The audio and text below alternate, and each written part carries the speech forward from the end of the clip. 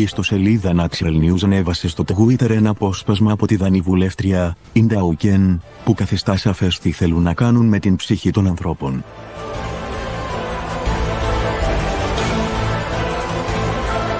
Καλώς ήρθατε στην Ατζέντα 2030. Δεν μου ανήκει τίποτα. Δεν έχω ιδιωτική ζωή και η ζωή δεν ήταν ποτέ καλύτερη, σχολίασε η Είναι, υπονοώντας ότι η παγκόσμια ελίτ έχει σχεδιάσει κάτι πολύ χειρότερο από ένα απλό δυστοπικό μέλλον για τη συντριπτική πλειοψηφία των κατοικών του πλανήτη, μια ύπαρξη χωρίς δικαιώματα, ιδιοκτησίες και πιθανώς χωρίς καμία φωνή στο μέλλον που είναι τώρα.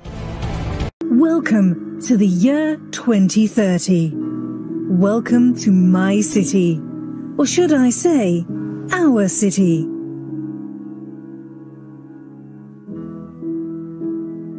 I don't own anything. I don't own a car. I don't own a house. I don't own any appliances or any clothes. It might seem odd to you, but it makes perfect sense for us in this city. The new design of regional plans is to redesign all cities to transit-oriented development, high-density development in the center of cities where you have no private space. In our city, we don't pay any rent because someone else is using our free space whenever we do not need it. My living room is used for business meetings when I am not there. And that goes right back to the 2030 agenda, the Great Reset agenda, where you'll own nothing, but you'll be happy.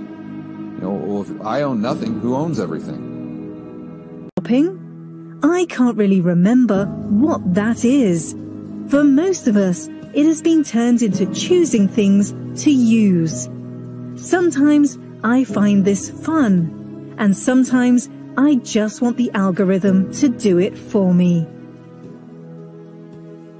They're heading towards, and they openly state it, they're heading towards the extinction of the human race and changing it into something else, into something which is more of a computer. My biggest concern is all the people who do not live in our city.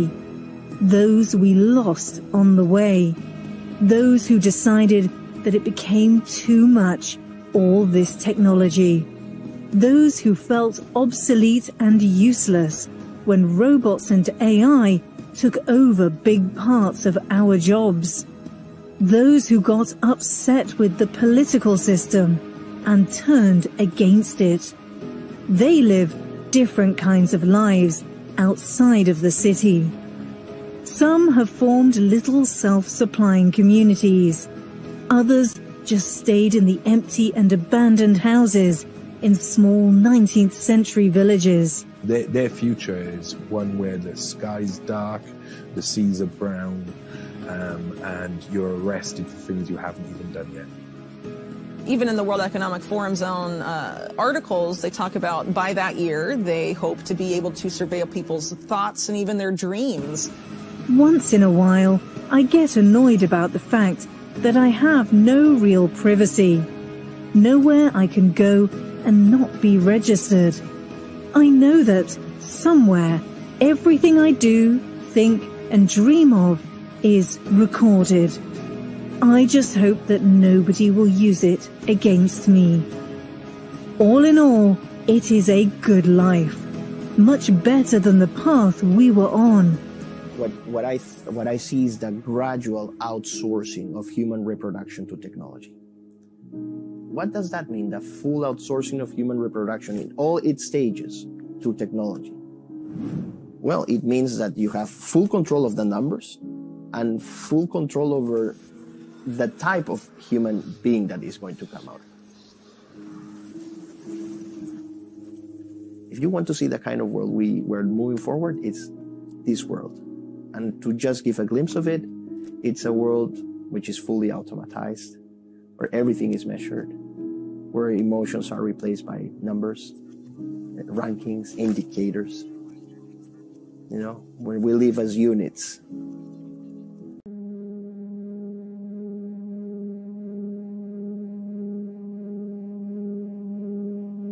I like to look directly at people. I know that's, it's not something that you guys want to do.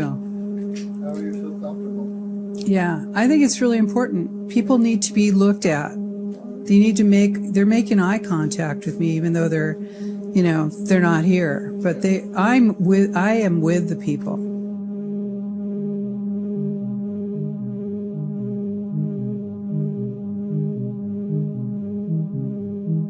I think it's really important to look at the big picture here, because we're not just talking about something that started in 2020 or even in 1992 or in the early 1970s or even in the 1940s or back at the turn of the century. We're looking at something that I think we can pinpoint just for the purposes that we have now with Malthus, Thomas Malthus, who was a cleric. He was a demographer, actually, English demographer in the 1800s.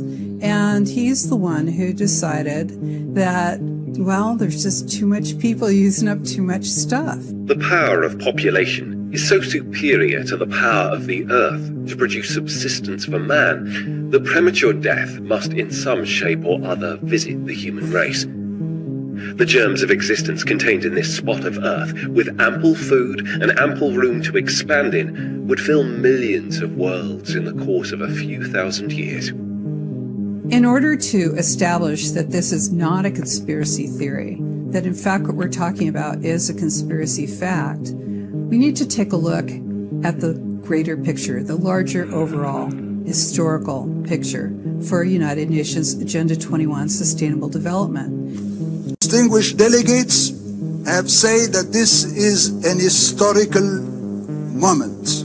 However, it will only be so if the Rio Conference also marks a new beginning. So it's not just an ideology, it's an action plan. It's a blueprint to inventory and control all land, all water, all plants, all animals, all production, all construction, all law enforcement, all energy, all food, all information, everything on the planet, including you. Sustainable development. Now, when you see the term sustainable development, of course you think you know what it means, but you really don't know what it means. When you see the term SMART, which is sustainability, monitoring, assessing, rating, and tracking you, there's total continuity between Malthus, a corporate group called the Club of Rome, universities, the philanthropies. You've got the corporate, the governance, and the foundations and organizations, including the Holy See, the Vatican.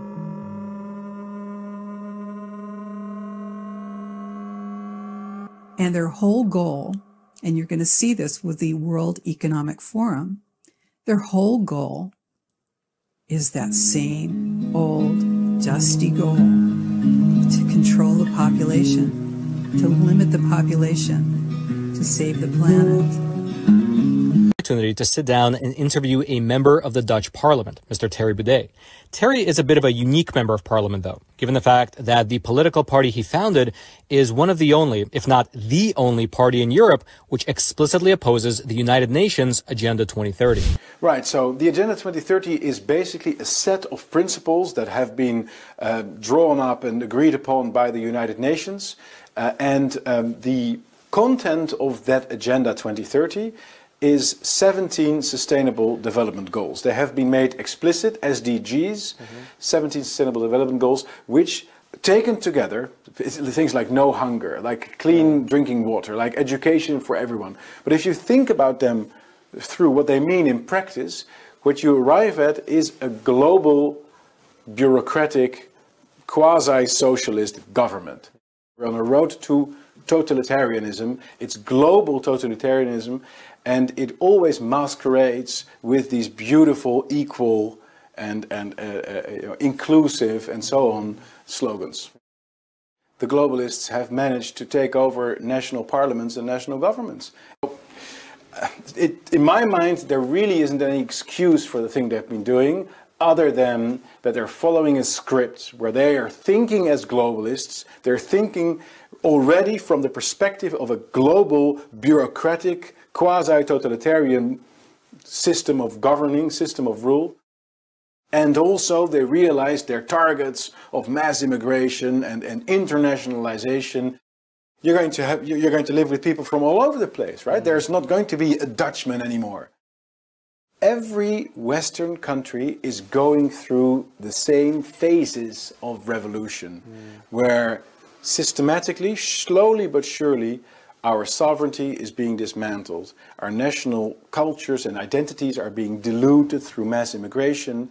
Our economic structures are being taken over by the climate change mystique, which ultimately will lead to a personal carbon dioxide budget that will register through smart households and smart cities precisely how long you take a shower, how much meat you eat, how much you drive your car, and so on and so forth. It will all be registered through a digital ID, which will be connected to a central bank digital currency where every individual dollar or euro you spend is labeled so they can track every single payment that you make. And that will be registered through an artificial intelligence algorithm on a global level. The shocking conclusion that I've come to, which is that it's apparently so easy to manipulate the world into terrible things. So in the scenario, it's very easy to make people do terrible things because most people don't think for themselves. How do you actually foresee this playing out? Will there have to be like no food in the supermarket before they actually start noticing what's happening? My fear is that people are going to be apathetic about this. My fear is that people are going to be made very tired of the endless antagonistic discussions as they're being presented, rather like you say. So we have the farmers, they have their economic interests, and then we have the climate interests, and now we're going to deal with this. And so people are not going to be invited, I fear, to see the larger picture. And because they don't see the larger picture, they don't really understand what they have to oppose, what they have to fight. Is there any discussion in Parliament? Because no, not at all. There is no discussion in Parliament. No. Parliaments are theater settings which serve to give people the impression of democracy and rational deliberation.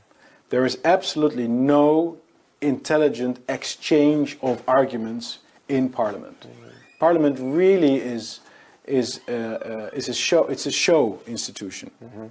And behind the scenes, the decisions have already been made, and then you get all these actors that can claim to be representing their voter base or whatever, and at the end of the day, precisely the thing that was proposed before is going to pass through, maybe with one or two minor or micro changes, merely to indicate to give the impression that we've listened and so on. See the pattern, realize that this is a global agenda that's being pushed on us, and if each of us only fight for our own small interests, then we're not going to be able to fight them off. We're not going to be able to beat them. So we have to see that we're all in the same boat, essentially, and we have to have solidarity with one another. Stop cooperating with them. Do not negotiate with government. Do not sell your stuff to international food corporations. Go on strike. Set up your parallel food chains. Make sure that you continue what you like doing, but without using their technology, without using their financial instruments. This is not an accident. This is an agenda, and we have to stop it.